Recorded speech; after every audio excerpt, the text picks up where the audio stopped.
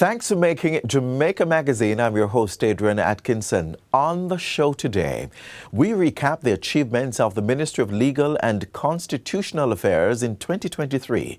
We'll also help you kickstart your ideas and improve your business through the Development Bank of Jamaica. Let's start things off with the news of the day right after this message. I'm honored to officially open 2 units within the Bureau of Gender Affairs. We have already hired 4 sexual harassment investigators. Qualifying back-to-back has been a great achievement for Jamaica. We had a very successful reggae month. There is more to review from the culture, gender, entertainment and sports sectors. Look out for the 2023 highlights inside Jamaica Magazine.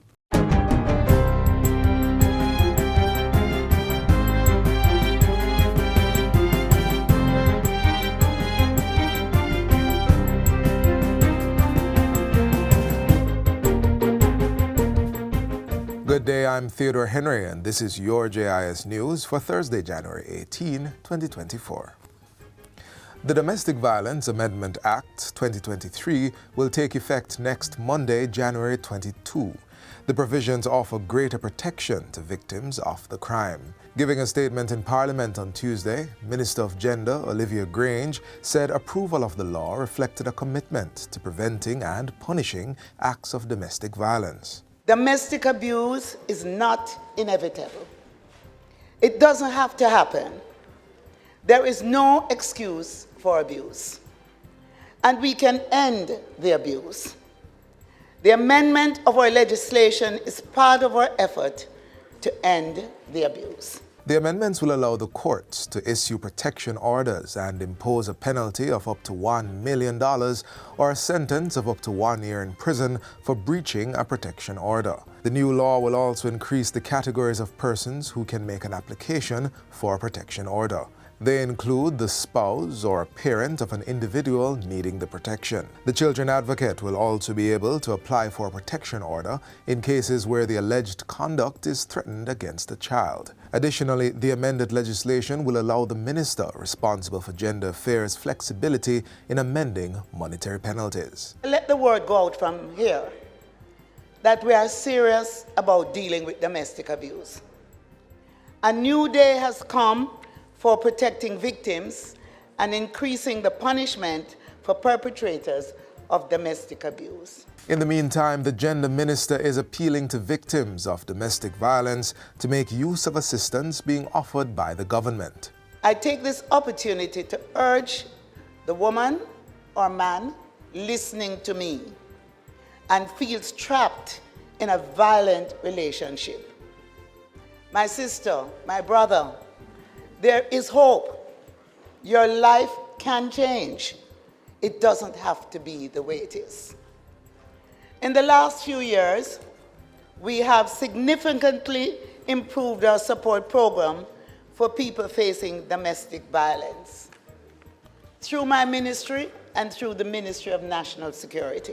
During her statement to Parliament on Tuesday, Minister Olivia Grange indicated that this assistance included 2 shelters that had been opened by the government, with a 3rd on the way. She added that more staff was available to offer psychosocial support and counseling through the National Gender-Based Violence Helpline. The main number to call or text is 876-553-0372. In addition, there is a line dedicated to women, 876-236-1713, and one for men, 876-553-0387.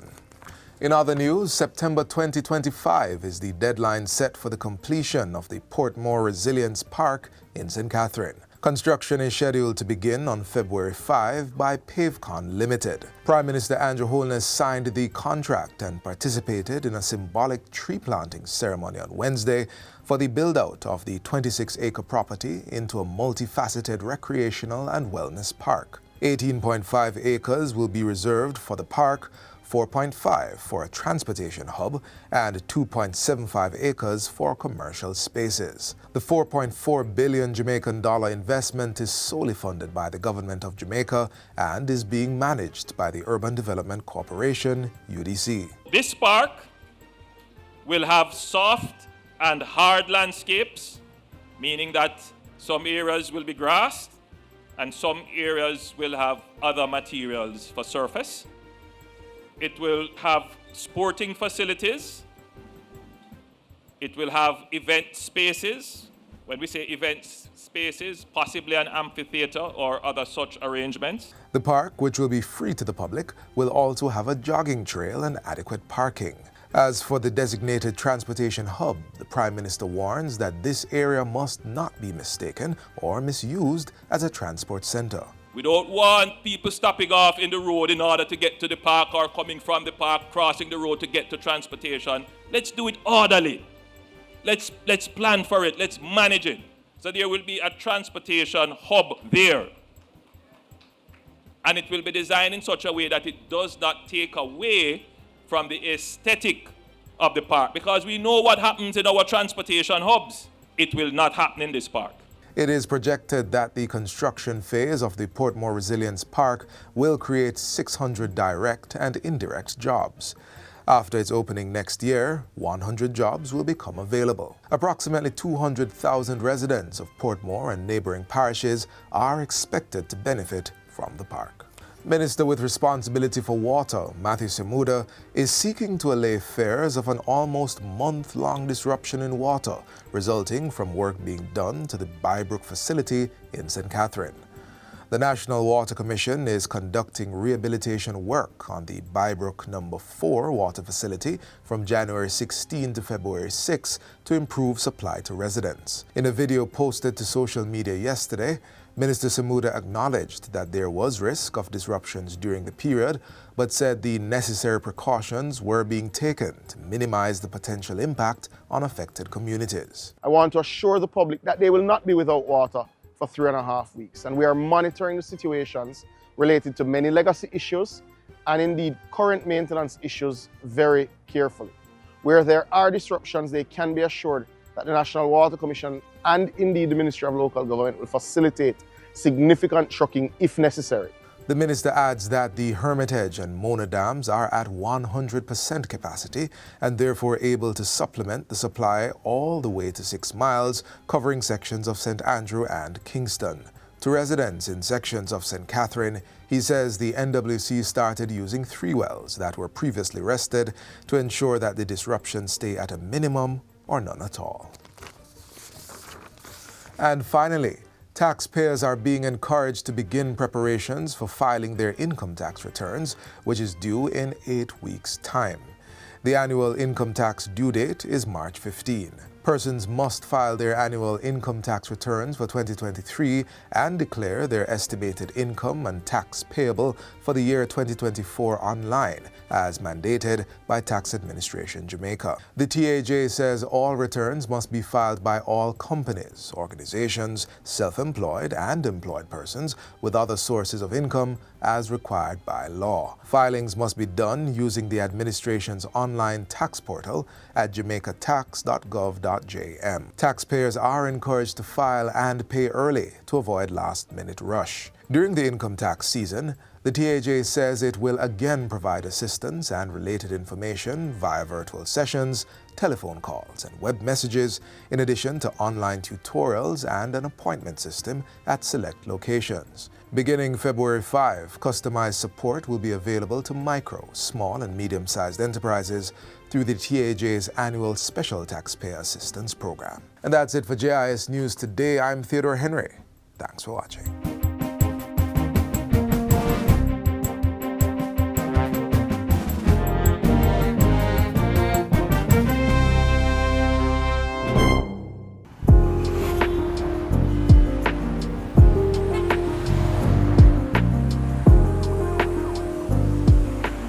All motorists, pedestrians, private and public operators, motorcyclists, it is important for us to drive defensively. Driving defensively saves lives, and we know that lives are most important to each and every one of us. It is important also to be trained and certified as a defensive driver, for it increases the likelihood that you'll prevent collisions on our roadways.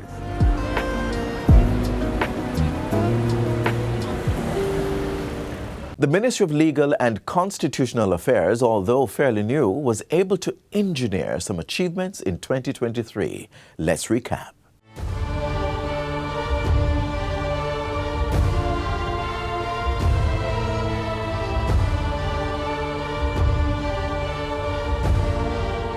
The Ministry of Legal and Constitutional Affairs has been assigned the most ambitious task of reviewing and reforming the Constitution of Jamaica at a time when it also had to set up itself as a ministry, as a new ministry. The major highlight is the development of the proposal that we should become a republic, that is, that we should dispense with the monarchical form and no longer be subjects of Charles III. We have established the Constitutional Reform Committee and developed a robust constitutional reform program. Guiding the country through the process of constitutional reform on its way to becoming a republic and passing a new Bail Act are arguably the most significant achievements of the Ministry of Legal and Constitutional Affairs in 2023. After receiving its mandate in 2022, last year, the Ministry of Legal and Constitutional Affairs established a permanent base of operations. A lot of what we've been doing has been behind the scene, and I'm very pleased that we now have a physical headquarters. At 1A Fairway Avenue, that's where our corporate office is located. That's off Hollope Road, right at the corner of Hollope Road and Fairway Avenue. The ministry later launched its website. We have our online platforms up and running. You can engage with us in all of the social media space because, you know, we are not only operating in a physical context but in a virtual space. We have also gone as far as to ensure that public can make submissions by emailing us, and we have provided a WhatsApp line. Members of the Constitutional Reform Committee were named and tasked with providing expert guidance and oversight for Jamaica's transition from a constitutional monarchy to a republic. The committee carried out several town halls across the country. The work of the committee has been consistent. We have had around 27 or 28 meetings. We have had over 70 plus public engagements. The ministry engaged in a number of public educational programs, and the Constitutional Reform Committee has participated in those to sensitize the public to the implications of those changes. I believe we have touched every sector of civil society, trade unions. We have gone the full gamut. So we have also completed 5 town hall meetings in Westmoreland, St. Elizabeth, Manchester, Portland, and St. James. Schools were also targeted to engage young people on constitutional reform. The team would have been at the Cedar Grove Academy. We had other schools coming over, Waterford High, Bridgeport, and others. And it was an excellent process. So we have the younger people who will be eligible to vote in the referendum, and we've been saying enumerate to participate. The major changes can only be effected by referendum, which means that these young persons who become voters will be part of the process in a very tangible way. The Bail Act was reviewed by a joint select committee of Parliament chaired by Minister Malahoo Fort. We have, as a ministry, set ourselves 3 legislative priorities. First one was passing the new Bail Act to repeal and replace the existing Bail Act. that has been passed after extensive deliberations in a joint select committee. So our Bail Act has been promulgated. Without going in details, it features the pre-charge provision, which looks at ensuring that any person who is suspected of is brought in and further investigations are carried out. We haven't set the goals too wide because the work is deep and the work is technical work. It's not a lot of PRing and fluff around what we do because we have to ensure accuracy.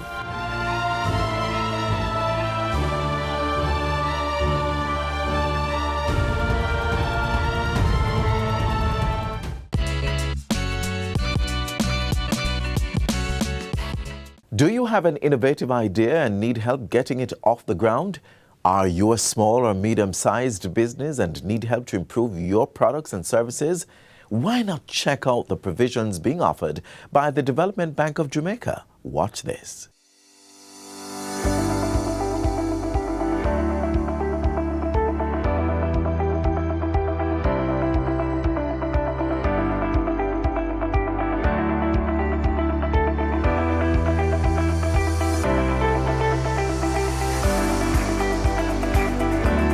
The Development Bank of Jamaica, DBJ, facilitates economic growth and development across all sectors and includes all Jamaicans regardless of their socio-economic strata.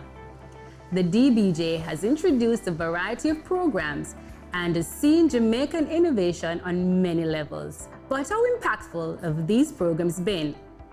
Today, we catch up with DBJ to get an update on the development of Jamaican businesses. Hi, I'm Shaquille Rochester Shorter and welcome to Finance Matters.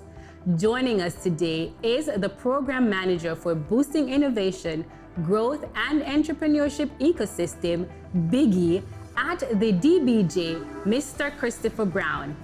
Remember to like, share and subscribe to our YouTube channel. Follow the Ministry of Finance on Facebook, Instagram, Twitter, LinkedIn and now TikTok to see all the episodes and highlights.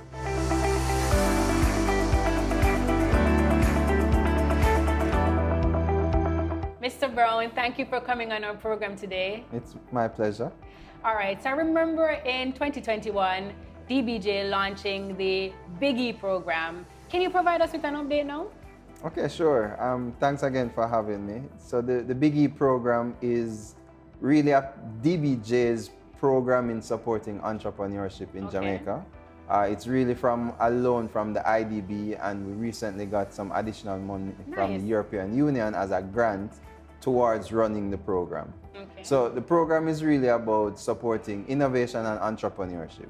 We recognize that businesses are at different stages. So you have people who are in the idea stage who just want to work through whether this idea makes sense. You have people who already have a business and they're trying to find out how they can grow it, how they can get into new markets, maybe offer new products. And then you have some more established firms who really want to get much bigger. So we've designed the Biggie program to support all these different businesses at the different stages of their life. And that's by providing grants as well as technical support, so helping them to get markets, giving them coaching, mentorship, running them through specific training programs so that they can really run businesses better. So how long is Biggie going to last? Is it an ongoing program? Will it end? Tell us about that. Right, so it's really two programs in one. It's expected that we will end the program in 2027.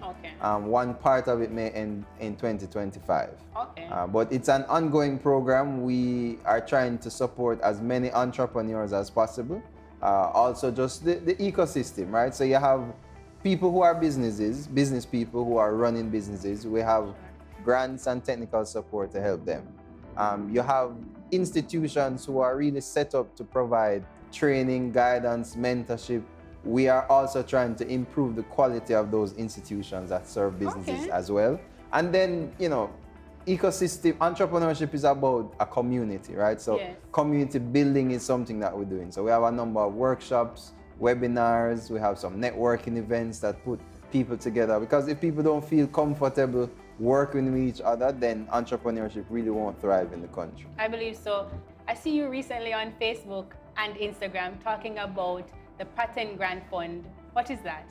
Okay, so we recently launched really the second cohort of our patent grant fund, which is really saying inventors who have new ideas or inventions are able to access grant money up to 4 million Jamaican dollars. 4 million? Yes, towards registering and protecting their inventions, which is filing a patent. So they're able to use the money to do that locally, as well as in other jurisdictions, countries in the world. So if you have a product and you want to go into the United States, the best thing for you to do is to protect it by filing a patent so nobody can steal it or use it for their own gain.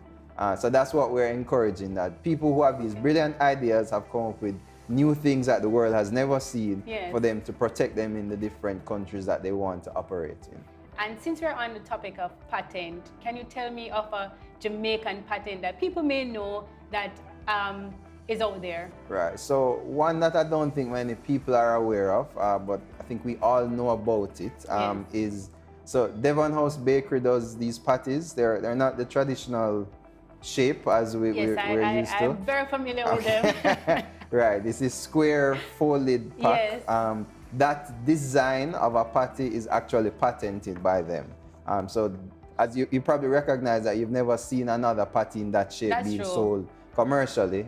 They own the design patent that is around that particular product. And I'm sure because of that, they have been able to charge more for their patties, given its unique design and filling and so forth. So that's a Jamaican-owned patent that exists here. But before we go, Mr. Brown, can you tell us 3 things that we should know about Biggie, or we can look forward to coming out of the DBJ? Okay, so the Biggie program has many different programs for entrepreneurs. The ones that I make mention of now, we recently identified some firms under our Innovation Grant Fund. That particular product, businesses can get up to 20 million Jamaican dollars towards exploring an innovation, which is some new product or service that they're bringing to the market or to the world. We also have our Patent Grant Fund, which I mentioned that we launched. So we're encouraging all inventors, whether you're part of the Innovation Awards, if you are part of NCST, if you are in the universities, even if you're just at home and you have an invention that doesn't exist in the world, we want to help you to protect that so that you can ultimately make some money from it, right? Because it is about business activity. We also have our Ignite program, which is for our smaller companies. So companies who are in the idea phase. So you just have an idea and you want to try and test it, develop some type of prototype. That particular product we offer up to 7 million Jamaican dollars as a grant towards running that program. So those are 3 programs that Biggie has operated. We've been running since we launched in 2021. It tends to be on a cyclical basis, so every year we put out a call and ask for applications to come in. So as I mentioned, the Patent Grant Fund is now open, and the 4th thing I'd add to it is we have a product called the Jamaica Business Fund, which is really for supply chains or clusters to benefit from.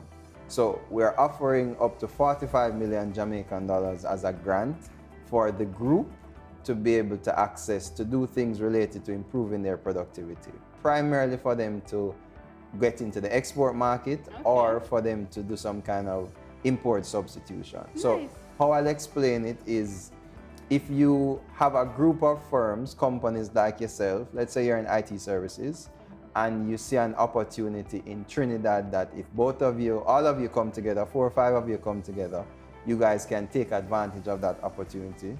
We are willing to provide up to $45 million as grant resources to help improve the product that you're offering and to help you to get into that market. And we're just encouraging all business people to look out for DBJ's opportunities. So, Mr. Brown, with all these great opportunities, where can Jamaicans apply? Okay, so you can visit our website, which is thinkbige.com with 2 E's at the end. So thinkbigee.com. Okay. And all of the grant opportunities that we have, all the programs that we run are outlined there.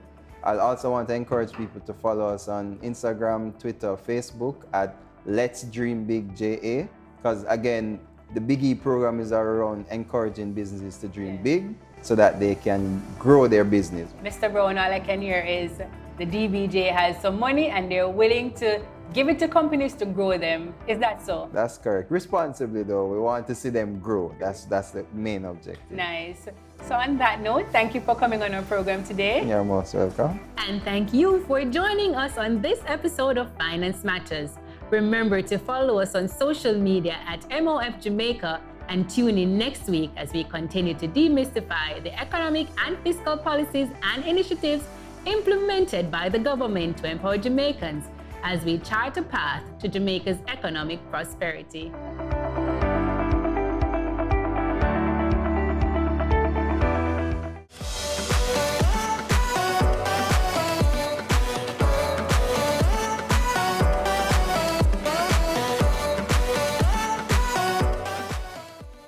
As a country, we are indeed, if we never knew, a part of a global community.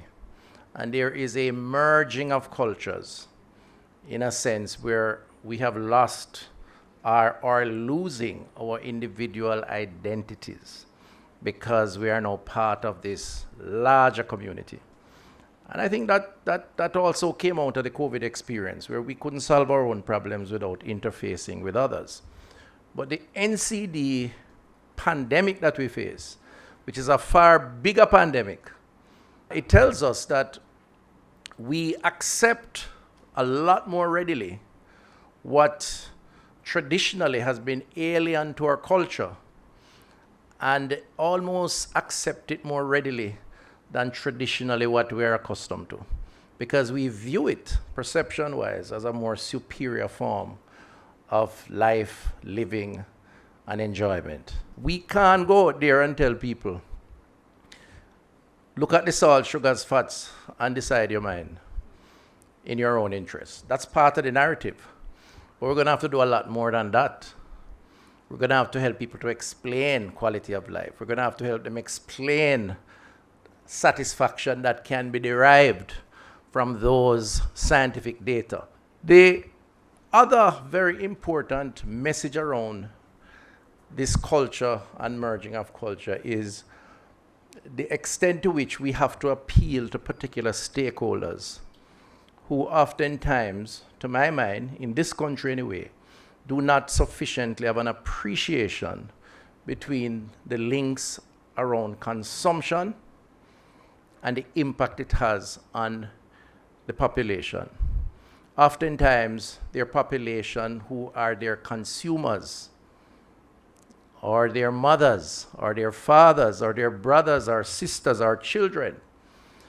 I believe that our mercantile class, who again clearly has their mission, there is sufficient insensitivity, I believe, and too much of it, to what we produce for the consuming public, our consumers, our workers, our family members, our community, because we're all merged as one, and the links between that objective and what the long-term impact is on the population and on those very same people.